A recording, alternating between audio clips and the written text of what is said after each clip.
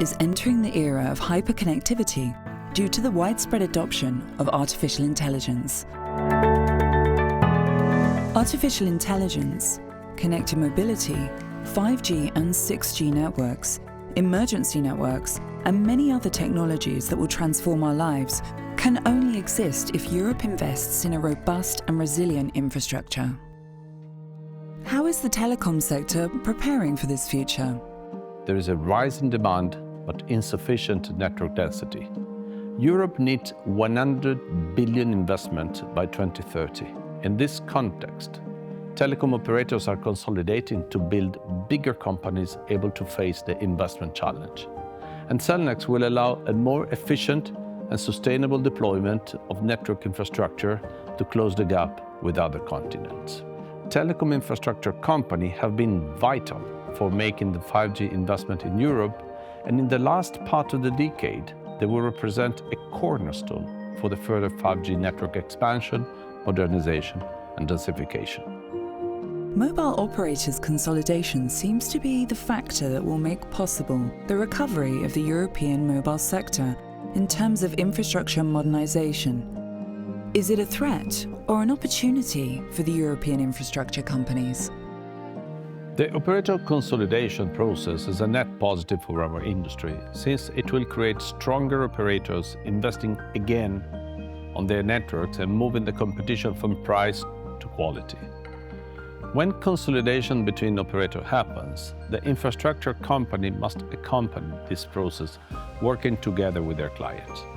Do the contracts protect Cellnex interest while permitting mobile operators consolidation?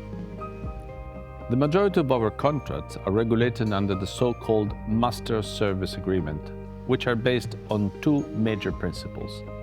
Long-term contracts, whose duration is up to 10, 15, even 20 years, and the all-or-nothing clause at the renewal date, which ensures that Cellnex will continue to operate on the entire service perimeter. Cellnex contracts, therefore, include consent rights that don't allow any unilateral change. We have successfully completed two significant negotiations in Spain and UK to adapt contract agreements following the merging processes. What made it possible was a clear agreement in which Cellnex protected the net present value of its contracts and participated to the extra growth coming from the consolidation. In Spain, MásMóvil and Orange merge in 2024. What was the key in this negotiation?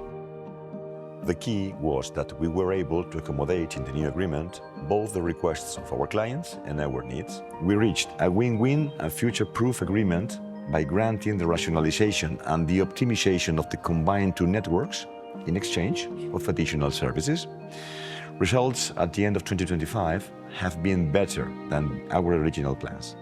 In 2025, the Vodafone and Three merger in the UK has been a relevant step towards future investments on the sector. Why? The United Kingdom's recent approach to merger assessments has created a favorable environment for Cellnex.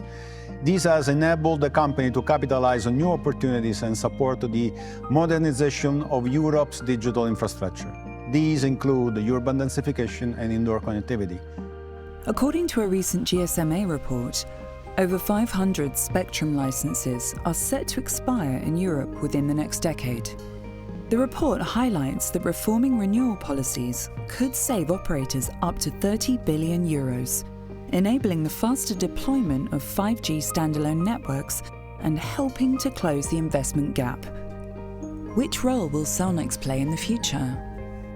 Cellnex is uniquely positioned to play a key role in the future, leveraging its extensive infrastructure portfolio and long-term agreements with operators. Cellnex is a key player in this scenario, and we will seize the opportunities that lie ahead.